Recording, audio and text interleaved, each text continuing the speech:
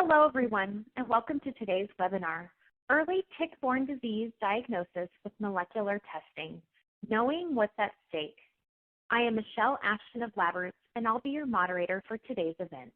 Today's educational web seminar is presented by LabRoots and brought to you by DiaSorin Molecular. To learn more about our sponsor, please visit www.molecular.diasorin.com. Let's get started. Before we begin, I would like to remind everyone that this event is interactive. We encourage you to participate by submitting as many questions as you want at any time you want during the presentation. To do so, simply type them into the Ask a Question box and click Send. We'll answer as many questions as we have time for at the end of the presentation. If you have trouble seeing or hearing the presentation, click on the Support tab found at the top right of the presentation window, or report your problem by clicking on the Ask a Question box located on the far left of your screen. This presentation is educational and thus offers continuing education credits. Please click on the Continuing Education Credits tab located on the top right of the presentation window and follow the process to obtain your credits. I now present today's speaker, Neil Anderson.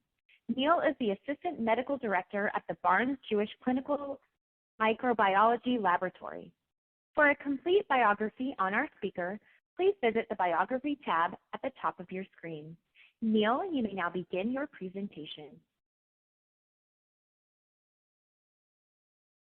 Thank you, everyone, for joining me today.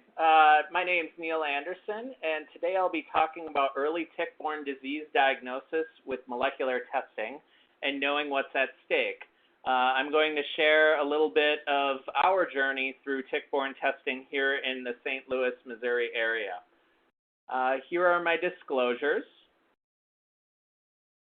and here are the objectives for today's talk. So by the end of today's talk, viewers should be able to list the common tick-borne diseases in the South Central United States, identify the common clinical features of ehrlichiosis caused by Ehrlichia chaffeensis and related species, describe the reasons for simultaneously testing for multiple tick-borne pathogens, understand the pros and cons of different laboratory-developed diagnostic techniques for ehrlichiosis, including testing using the diasorin liaison, which I'll explain in detail later, and list the characteristics of an ideal tick-borne disease diagnostic. So just a little background about where we perform testing. I am one of the medical directors at Barnes-Jewish Molecular Infectious Disease Laboratory. This laboratory serves a multiple hospitals and clinics in the Barnes-Jewish Christian network, and this spreads out over the St. Louis area. This includes Barnes-Jewish Hospital, which is a 1,300-bed academic adult hospital, St. Louis Children's Hospital, 6 community hospitals, and multiple community outpatient clinics. So we're seeing a wide variety of patients. For those of you who may not have been to St. Louis recently or ever, here's a picture just reminding us of where St. Louis is in the United States. We're known for having a pretty big arch, pretty decent baseball team, some pretty famous horses, but we're also known for our ticks. We have a lot of ticks in our area, and that's what I'm going to talk a little bit more about today. Now, when we talk about tick-borne diseases, I think one of the first things that comes to people's mind is Lyme disease. So this is an image from the CDC that looks at the reported cases of Lyme disease during 2017. Now, what you'll notice is that Lyme disease really is not a problem in our area anyway in St. Louis.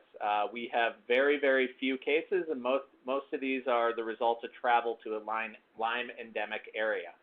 Similarly, other diseases carried by Ixodes scapularis are really not common in St. Louis. So these aren't the diseases we're worried about. What we're worried about are diseases carried by this tick, the Lone Star tick, or Amblyomma americanum. And in fact, St. Louis is considered one of the epicenters of Amblyomma americanum distribution. That puts us at risk for a very different variety of tick-borne diseases, and I'm going to expand on that a little later here. But first I want to talk a little bit about the biology of Amblyomma americanum. So what I'm showing you here is the life cycle, is the just very typical life cycle of a tick. This would apply to dermacenter, Ixodes scapularis, different ticks. Essentially what happens is eggs are laid and they hatch into six-legged larvae. These larvae typically feast on a small mammal. They develop into nymphs, which feed on a larger mammal, which develop into adults, which feed on the largest mammal in the life cycle. Now, these mammals, depending on the tick, are usually pretty well defined. Here are some images of the different life cycle stages of the Amblyomma americanum tick. Now, what's unique about Amblyomma americanum is that compared to other ticks, it's quite aggressive. The host range is therefore pretty nonspecific. Remember how I said the different ticks proceed through the different hosts in a pretty regular fashion. However, Amblyomma americanum larvae can be found on squirrels, raccoons, possums, turkeys, even some large mammals such as deer. The adults and nymphs are also not very picky regarding the type of animal they feed on.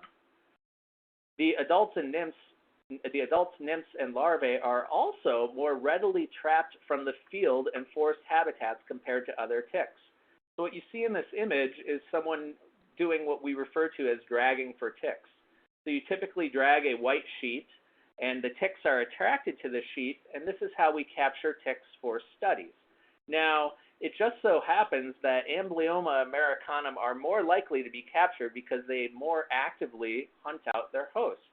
So they're likely overrepresented in sample studies. So what you can take this all as meaning is that Amblyomma americanum is uniquely aggressive. So if we compare the major tick-borne diseases carried by Ixodes and Amblyomma, as I said before, they are quite different. With Ixodes, we're worried primarily about babesiosis, Lyme disease, anaplasmosis, and Powassan virus. Amblyomma, on the other hand, carries Ehrlichiosis, tularemia, stari, and alpha-Gal allergy. I'm going to expand on these a little more. Starting with tularemia. So tularemia is actually caused by Francisella tularensis. You can see the different cases of tularemia that have been reported through the CDC within the United States. During 2016, there was a total of 36 cases in Missouri, and this is more than any other state. You'll see that this disease occurs even outside the range of Amblyomma. It's important to know that Francisella is not just transmitted by the Amblyomma tick, but there's other ways of getting this. However, Amblyomma transmission is a major mechanism, at least in the Missouri area. Patients with Francisella, they present with fever and a variety of other symptoms. And these symptoms give Francisella its different names based on how the patient is presenting. So you can have ulceral glandular Francisella, glandular, ocular glandular, oropharyngeal, pneumonic, or typhoidal. Here's an example of an ulcer caused by Francisella. So how do we make a diagnosis of this disease? Well, it's readily grown in the microbiology laboratory. Here is a picture of a plate with Francisella on it. And we can presumptively identify it using basic biochemicals. However, this organism is highly infectious to laboratory staff, so it's still very important that we know we have a possibility of growing Francisella before we work with different plates in the microbiology lab.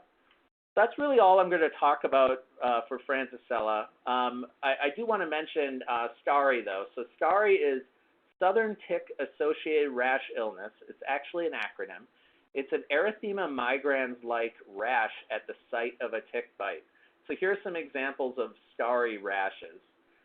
These patients often have accompanying fever, and the cause for this has yet to be established, though it's secondary to the bite of the Amblyomma tick. As far as diagnosis goes, this is diagnosed clinically. You need proper symptoms, geography, and history of tick bites. And this typically resolves without treatment. So the big challenge with stari is to not confuse it with erythema migrans, which may be a result from Lyme disease. And then finally, I want to make sure we talk just a little bit about alpha-gal allergy, mainly because this is a fascinating new disease that we're finding is caused by ticks that really we're just starting to learn about. These are allergic symptoms triggered by exposure to red meat. So it may seem kind of strange that this is associated with the bite of a tick, but what is actually occurring is the patients are reacting to galactose alpha-1,3 galactose. This is a protein found in the cell wall of non-primate mammals, and patients become exposed to this protein through the bite of a lone star tick. It's been shown that this can actually be caused by other ticks as well, though we do know the lone star tick is likely a major cause of this disease. This leads to a hypersensitivity reaction and an allergy to red meat. The affected patients develop wheezing, hives, and rash following red meat exposure. The true incidence is unknown, though this disease is most prevalent in the distribution of the lone star tick. And this is diagnosed through traditional skin prick allergy testing. Now I want to talk about Ehrlichiosis, and that's what we're going to focus on for the majority of the day. Ehrlichiosis is caused by different species of the genus Ehrlichia, and that includes Ehrlichia chaffeensis, ewingii, or muris eauclarensis, the newly described muris eauclarensis. Ehrlichia chaffeensis is the most common of these to be associated with human disease. These all are named after Paul Ehrlich, who is depicted here. This is a German microbiologist who, among many other things, developed new staining techniques and a cure for syphilis, though his claim to fame was Ehrlichia. This is an obligate intercellular bacteria related to the rickettsia, and it's an intercellular bacteria within monocytes. So Ehrlichia chaffeensis preferentially infects monocytes. The other name for this is human monocytic ehrlichiosis. The other species of Ehrlichia are very important veterinary pathogens. So here's a little information regarding the epidemiology of Ehrlichia.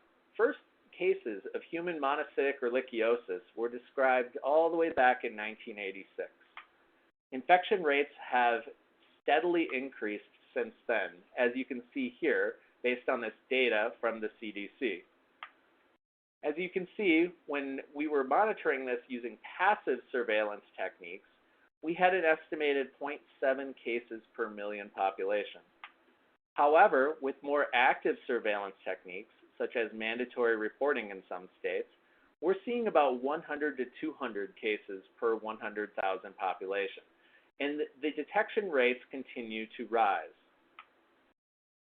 And if you look at the annual distribution of Ehrlichia, based on this 2017 data, you'll see that 4 states account for approximately greater than 50% of all cases.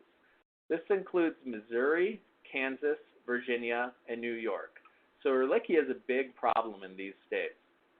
Peak incidence occurs during June and July months, and this isn't surprising because that coincides in the peak feeding of Amblyomma species. Here is a look at the incidence of Ehrlichia infections here at our hospital, Barnes Jewish Hospital.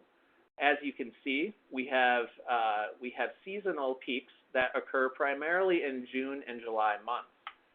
And these peaks are very well defined, and in fact, during those peaks, we can see approximately 5 cases per week. So we definitely see a lot of cases during these summer months. What are the symptoms of Ehrlichia? Well, symptomatology typically takes 1 to 2 weeks to develop following a tick bite. Early symptoms are quite nonspecific. These include fever, headache, malaise, rash, nausea, and confusion, and for all intensive purposes look like a flu-like illness. However, late illness is more severe.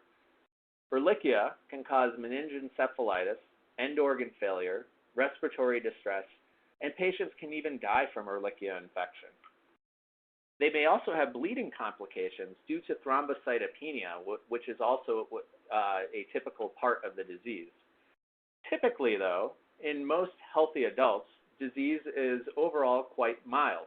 However, the immunosuppressed and extreme of age tend to have these more severe sequelae.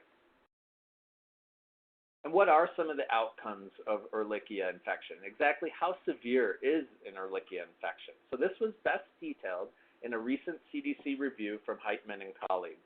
What they did is they looked at all cases from 2008 to 2012. This was about 4,600 cases that were reported in the U.S. And what they found is that a lot of these patients were quite sick. Approximately 57% of those patients required hospitalization. About 14% were immunosuppressed.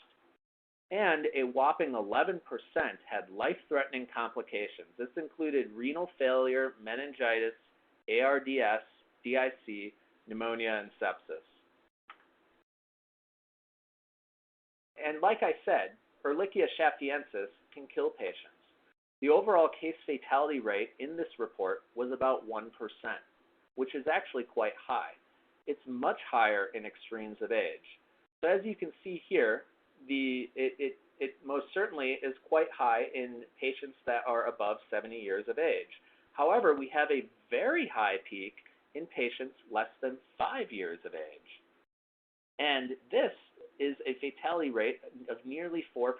So that is quite high considering all the other diseases that might manifest in children of that age.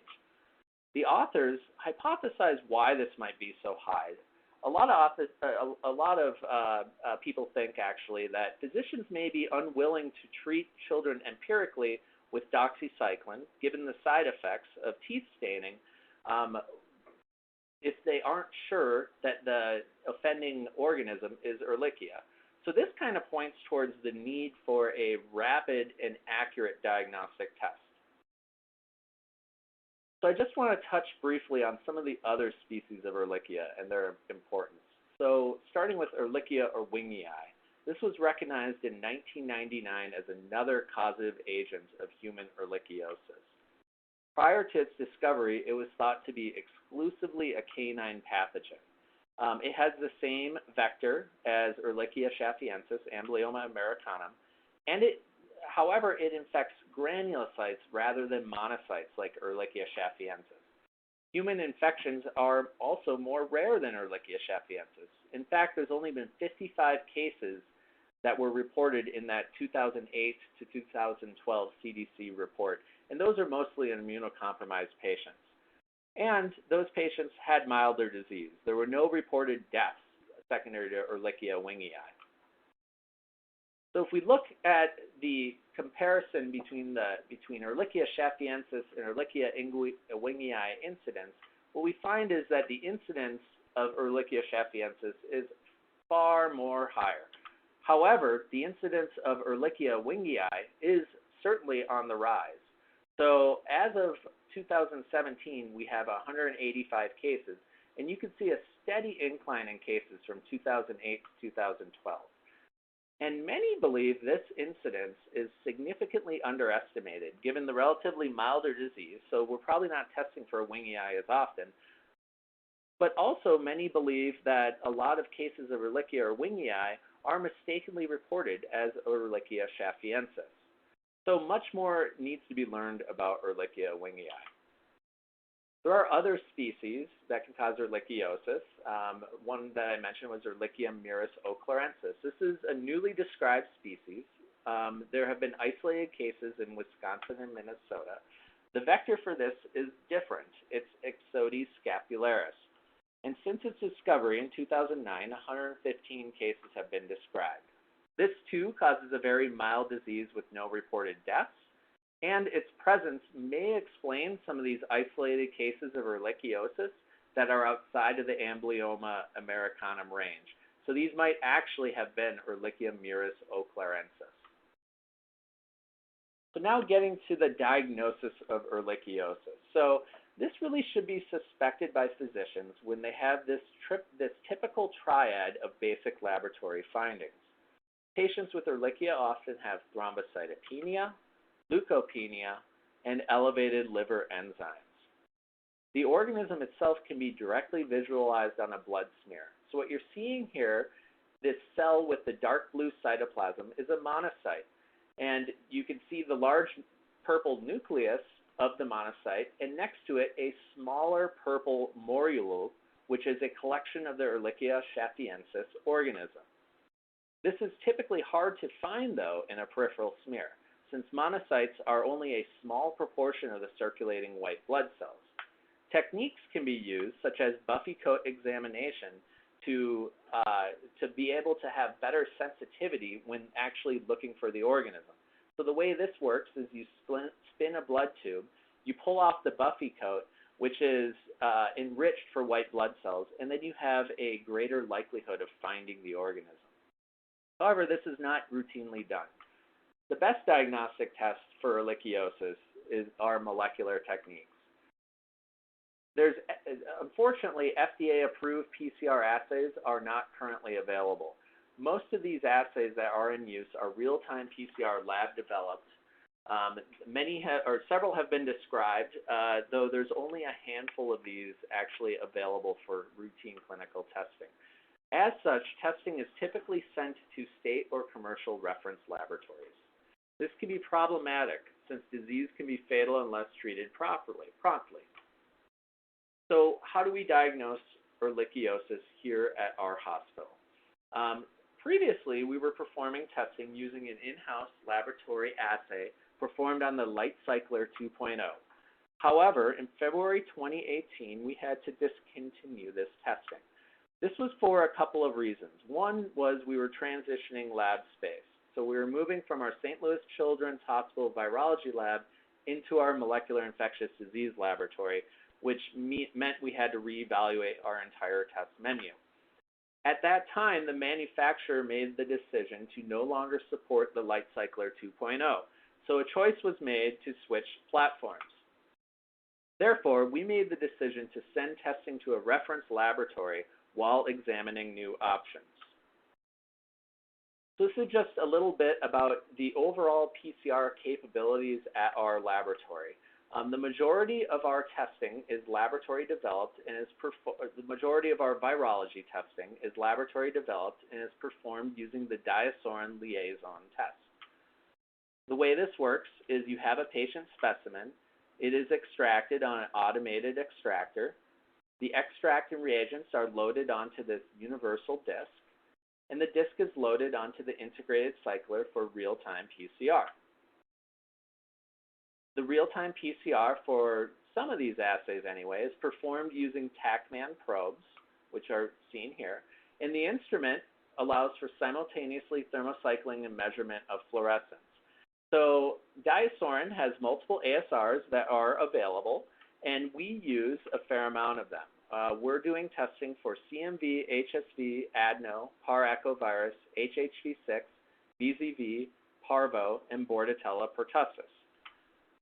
Now, since we're using this instrument for so many different applications, it was very attractive when we saw in July 2018, diasorin released ASRs for the detection of Ehrlichia.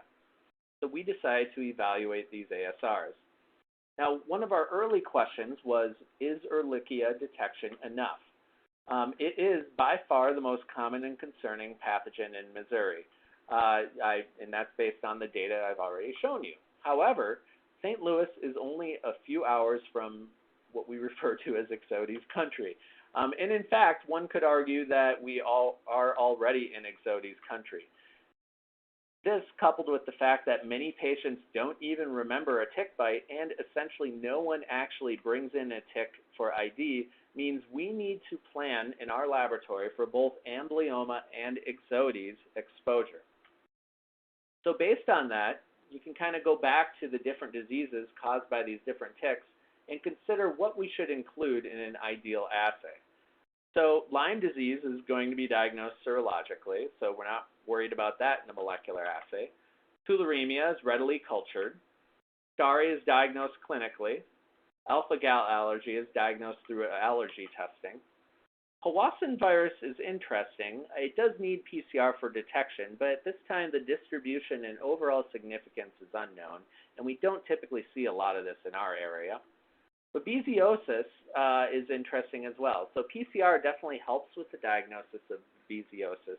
However, most cases of Babesia will present and be visible in the CBC, since this is an intracellular parasite of erythrocytes. So at least for our hospital, we feel confident that we'd catch a case of babesiosis on a CBC. However, as I described, Ehrlichiosis you're not going to catch on the CBC, so you need PCR. And the same goes for anaplasmosis. Anaplasmosis is best diagnosed using PCR, and I'll explain why. Anaplasmosis is the Anaplasma phagocytophilum is the causative agent of anaplasmosis. This formerly was considered an Ehrlichia, and it was formerly called human granulocytic Ehrlichiosis. It's a close relative of Ehrlichia. The disease spectrum is also very similar to Ehrlichiosis. Patients often have nonspecific fever, headache, and malaise, and can have severe disease, particularly if they're a part of an at-risk population. Patients also develop the typical lab findings of leukopenia, thrombocytopenia, and elevated liver function enzymes. The diagnosis of anaplasmosis can be made on the peripheral blood smear. You can see morulae, similar to what we saw for Ehrlichia, within granulocytes. Though, in order to do this with adequate sensitivity, you need to examine a buffy coat. Therefore, diagnosis is best accomplished using PCR. So, based on that, we knew that we wanted an assay to diagnose both Ehrlichia and Anaplasma. Currently, Diasorin Molecular has primers available to cover 3 tick-borne diseases. This includes Ehrlichia, Anaplasma, and Babesia. So this allows for tailoring of testing according to our local epidemiology. I kind of walked you through our rationale, but we decided to multiplex for both Ehrlichia and Anaplasma. So I'll walk you through our assay design and evaluation.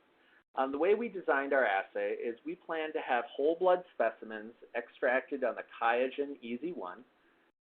These would then be tested using multiplex primer probe sets for Ehrlichia and Anaplasma and run on the Liaison MDX. The way we evaluated this is we used a bank of frozen whole blood samples submitted for Ehrlichia and Anaplasma testing from over the past 10 years. We were quite lucky to have this bank on hand. We tested a total of 123 previously tested specimens. This included 76 positive specimens, positive for a range of different Ehrlichia, chaffeensis, ewingii, and canis, and 22 Anaplasma phagocytophilum positive specimens. This also included 47 specimens submitted for routine testing, but found to be negative for Ehrlichia and Anaplasma. So these are example results from the assay. On the left, you have an Anaplasma positive. So what you're seeing is a green AMP curve that correlates to the Anaplasma positivity and a purple internal control curve. The Ehrlichia assay, or on the right, is a Ehrlichia positive specimen. So we have the red AMP curve correlating to Ehrlichia, and we have our internal control. So what assay did we compare to? So these were all previously tested using the Roche Light Cycler 2.0 and a previously published laboratory-developed assay. The publication is at the bottom of the slide here if anyone cares to read more about this assay. It is frequently used by several different reference laboratories. This real-time PCR assay utilizes a single pair of FRET probes. It's capable of detecting and differentiating through melt curve analysis Anaplasma, Ehrlichia chaffeensis, Ehrlichia ewingii, and Ehrlichia eauclarensis. So how did our assay stack up to the comparator? So what you're seeing here is our accuracy data for Ehrlichia. As you can see, we had a fairly high positive percent agreement, negative percent agreement, and overall percent agreement, all greater than 90%. What I'll point out is that we had one extra case detected from a patient with tick exposure and Ehrlichia-like symptoms. So this may be a new detection with this new assay. What I'll also point out are these 5 potential false negatives. So there were 5 specimens that were positive on the initial comparator assay, but negative on our new assay. This was 5 out of 54. So if we break that down and look at the different species, what we found is that it was actually 4 out of the 25 Ehrlichia ewingii that we failed to pick up with the new assay.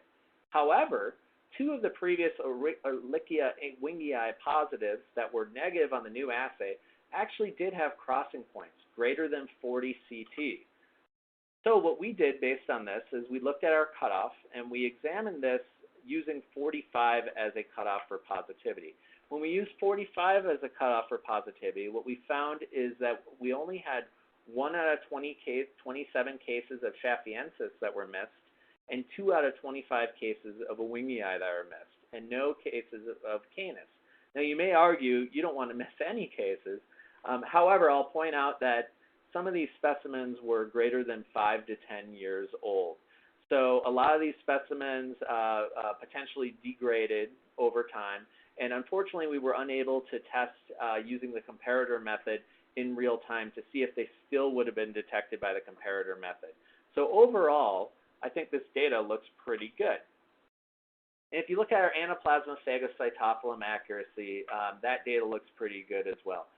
We had very high positive, negative, and overall percent agreements, all higher than 95%.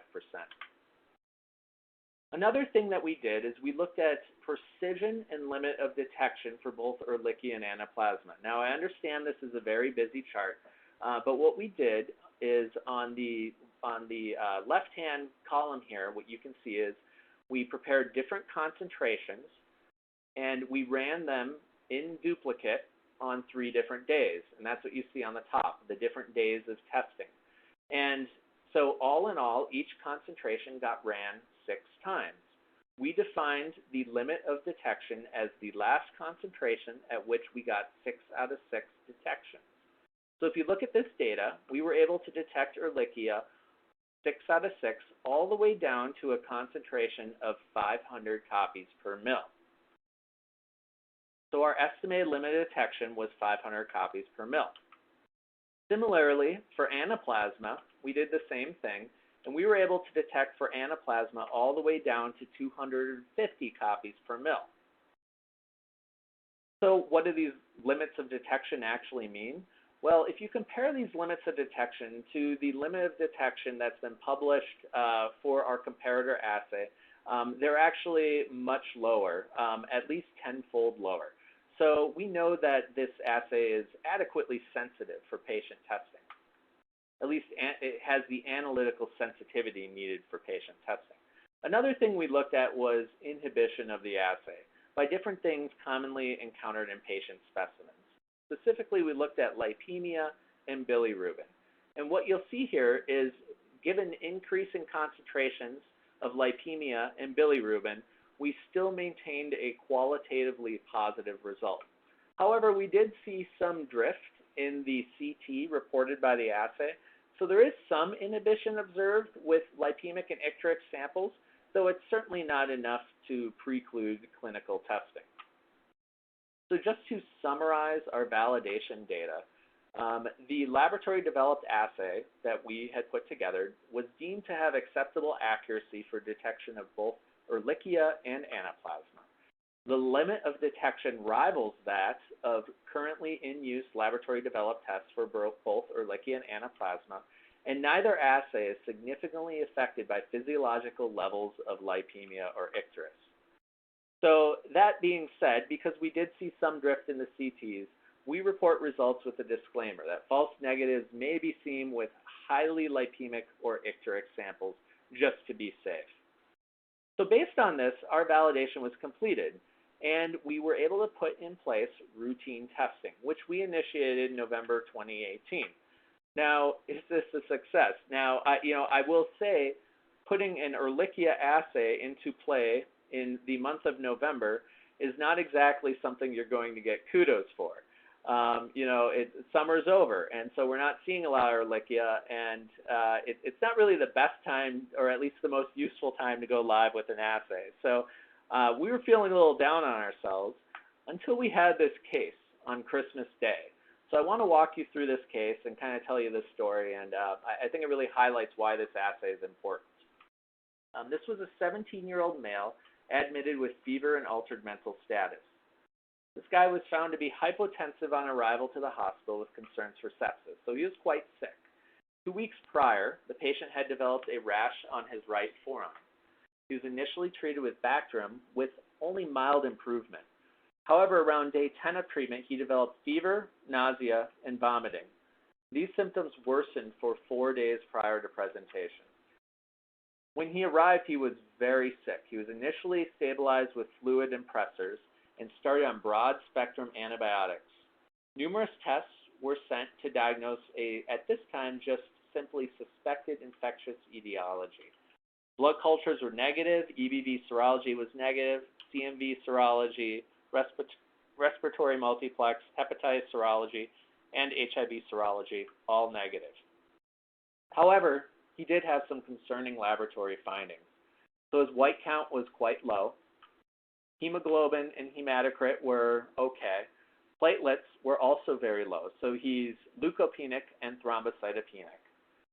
On abdominal imaging, he had splenomegaly, and interestingly, he had a very high ferritin. His ferritin was above 5,700, and this is very high when you consider the normal ferritin is around 400.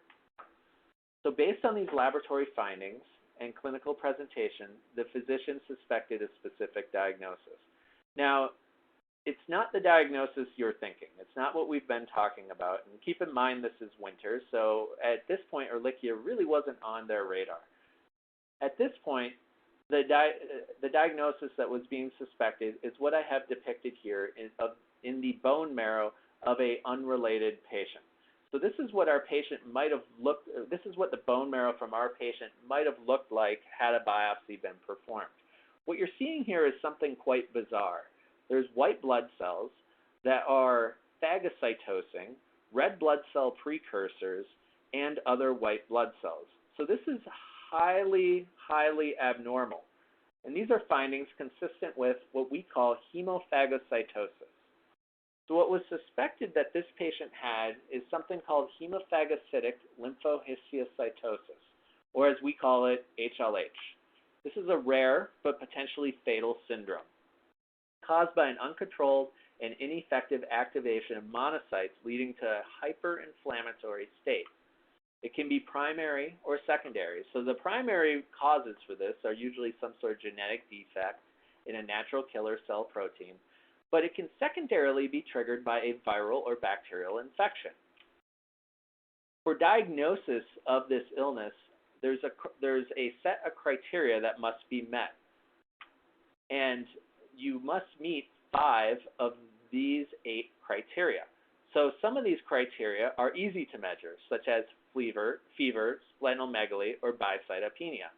Some are more hard because they require specific testing, such as elevated soluble IL-2 receptor or NK cell function testing. And some of these require invasive techniques, such as demonstrating hemophagocytosis on a bone marrow biopsy.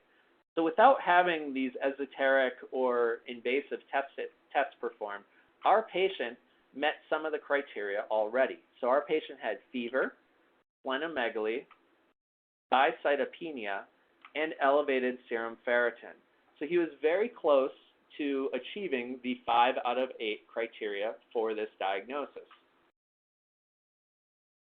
So treatment of secondary, so there's a chance our patient had secondary HLH. Treatment of secondary HLH is entirely dependent on treating the underlying cause. The most common causes of HLH that have been documented in literature are EBV and HIV. However, we recently had performed, investigators from our institution had performed a review of all HLH cases reported from October 2003 to 2014 at our hospital. This included 76 cases reported over a 10-year period, and surprisingly enough, we found that Ehrlichia chaffeensis was found to be the causative agent in 5 out of 76 of these cases, so 7% of our cases of HLH. 2 of these patients had very severe disease with CNS involvement. Here's a breakdown of the different patients that had Ehrlichiosis and HLH. What I'll point out is that they all had very, very high ferritin results. Based on this, we did an additional look back was performed, and what was found is that there were 4 additional patients that were identified during that time period that also had very high ferritin results and Ehrlichia infection. They likely fit the HLH criteria. They only had 4 fulfilled at that point, but the additional more invasive testing was incomplete. So what's the bottom line here? Well, what we found in this study was that HLH is much more common in our area than we thought. Overall, we had 76 cases over 10 years, and if you put that in context, that's more than 1 case every 2 months. And that's pretty significant when you think of the fact that this is a very life-threatening illness. Ehrlichia is a relatively common cause of HLH, at least in our location. And if we were to account for those patients who weren't completely tested for HLH, approximately 12% of our HLH cases are secondary to Ehrlichia. So based on that, we have set up some hospital best practice measures. What we've told our physicians, if they suspect HLH, they should always simultaneously order Ehrlichia testing. So now let's go back to our patient. Our patient had what looked like HLH, however, it was Christmas time. The physician was very doubtful that this patient had Ehrlichia. However, Ehrlichia testing was still ordered. And in fact, what we found is that the patient was positive. This is the PCR readout from this patient, and we found that the patient was positive with a cycle threshold of 23. These results were communicated with the physician, and given that the result was unexpected, Ehrlichia over Christmas time is most certainly unexpected, the test results were repeated, and once again, they were found to be positive. So how did this resolve? This patient was diagnosed with Ehrlichiosis secondary to HLH. The rapid diagnosis allowed us to allowed for the physicians to start doxycycline immediately. The patient markedly improved when doxycycline was started. This patient made a complete recovery and all laboratory findings normalized. IL-2 receptor testing was indeed found to eventually be elevated, and so eventually this patient was diagnosed with HLH. Also, on further questioning, the patient revealed that he cleared brush for a job and was an avid hunter. I'll also make a point to mention that here in St. Louis anyway, we had a very mild December, so it's entirely possible that we did have ticks out during that time. So the reason why I bring up this case is I think it really highlights some of the benefits of performing testing in-house. This rapid turnaround time allowed the physician to act promptly on a very unexpected result. Performing the test in-house also gave us the ability to troubleshoot the unexpected result and convince ourselves it was true. We actually were able to perform repeat testing there on site and have it done very quickly.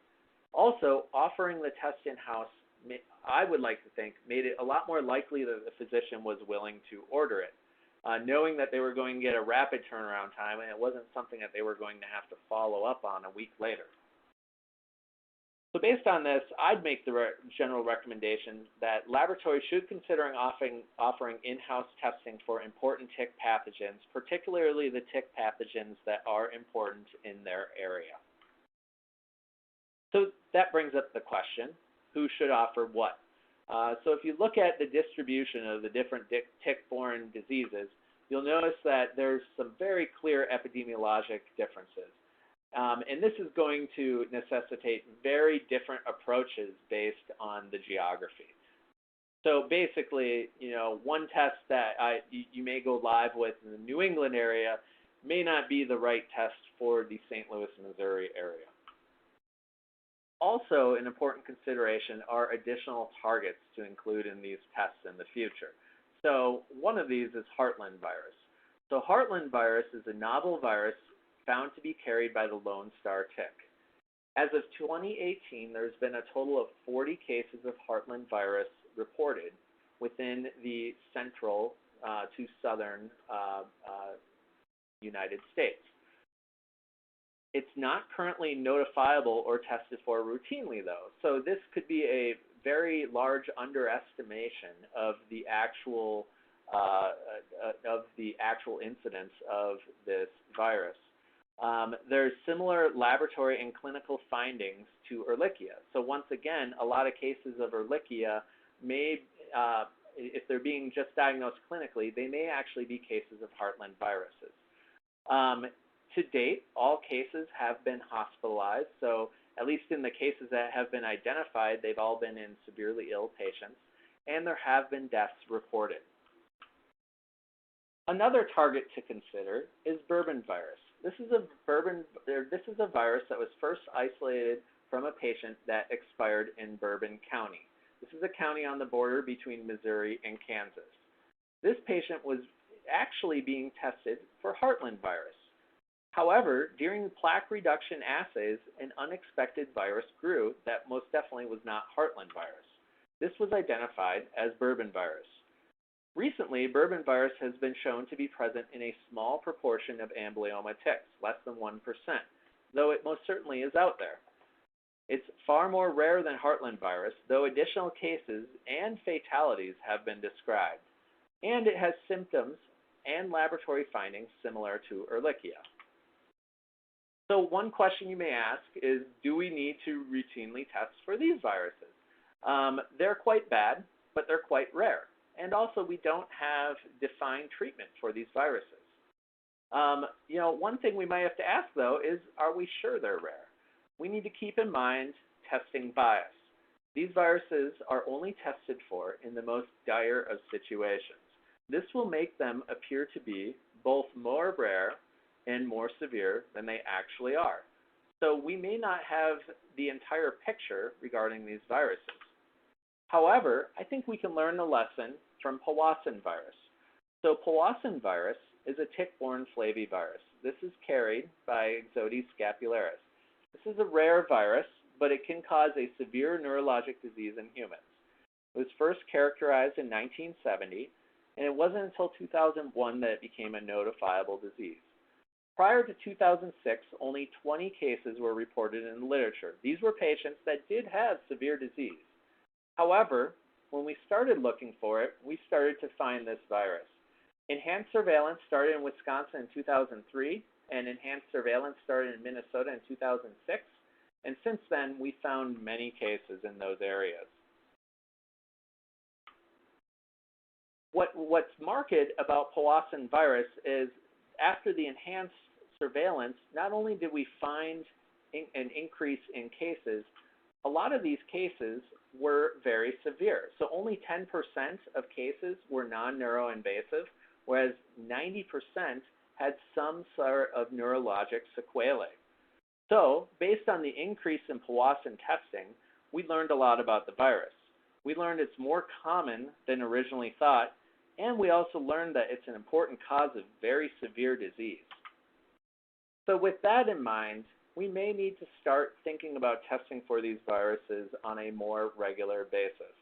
One thing that's for sure, though, is that this most definitely is going to become something that we are going to have to address soon. The habitat of ticks is expanding.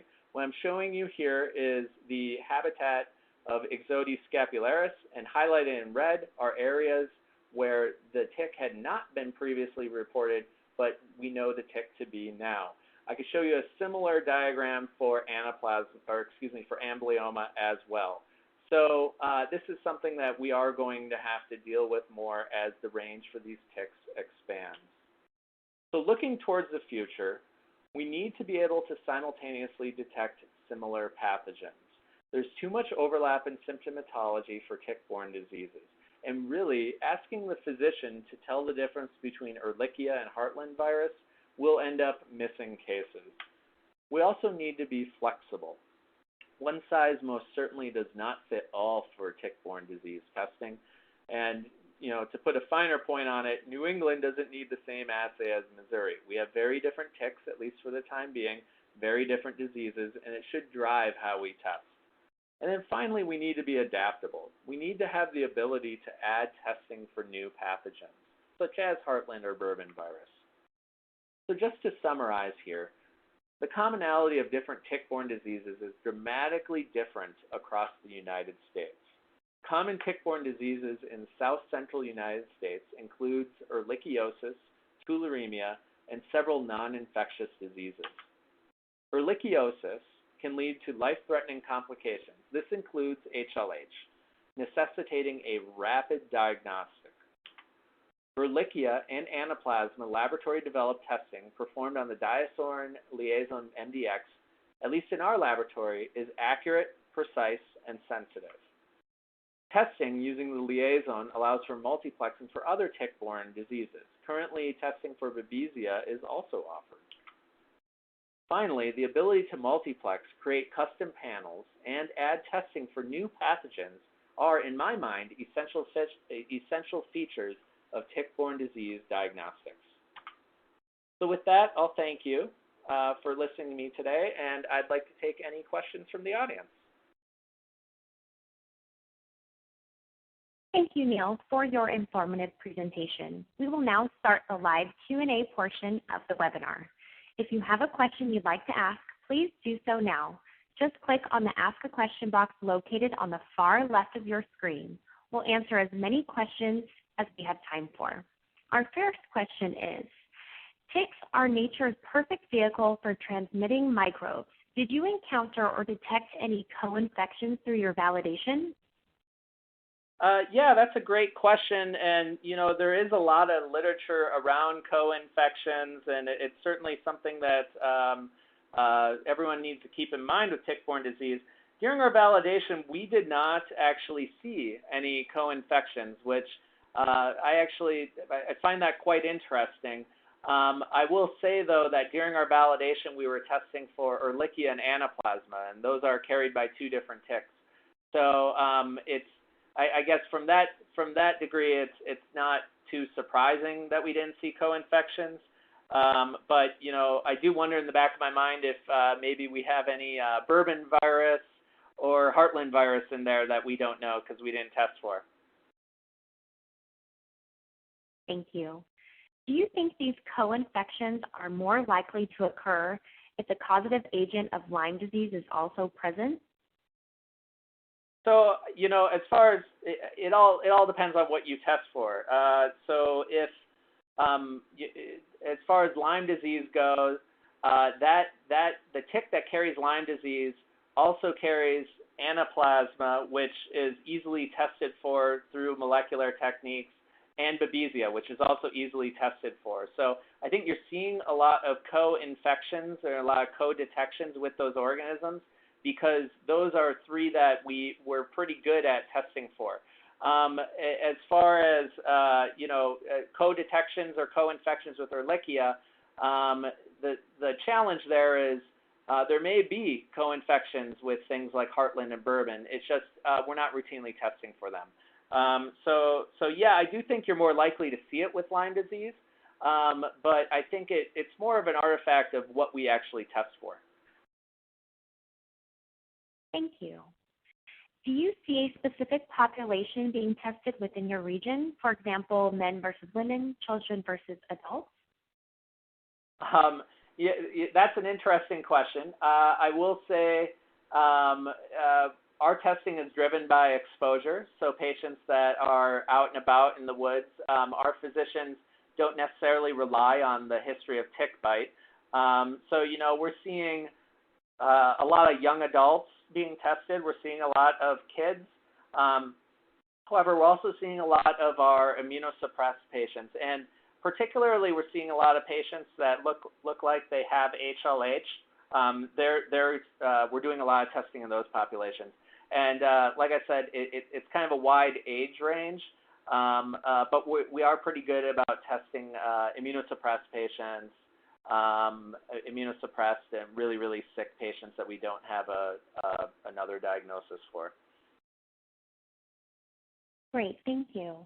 According to literature, testing for tick-borne infections increased fivefold in the last 10 years, and the number of positive test results increased threefold approximately. Are you observing similar trends for pathogens endemic to your region? That's a fantastic question, and interestingly, no. What we're seeing with our Ehrlichia rates, anyway, is they've remained pretty constant for the past 4 to 5 years. We're not seeing much of a change there. I can say what we have seen more of is when we've started testing more for some of the other viruses like Bourbon virus and Heartland virus, and we're not seeing a ton of it, but we're seeing 1 or 2 cases here and there, like maybe once a year. So we're just starting to see those, and those are kind of emerging. But as far as Ehrlichia goes, we haven't really seen an increase, and I think it probably has to do with the fact that we're very aware of Ehrlichia in our area. We know it's a problem, and we've been testing for it for a long time, and testing pretty often for it. So yeah, maybe that explains why our Ehrlichia rates haven't really gone up. Thank you. It looks like we have time for one more question. Babesia microti is the most common transfusion-transmitted pathogen in the U.S. Do you think that implementation of universal blood screening for Babesia is the way to go in order to prevent transfusion-transmitted babesiosis?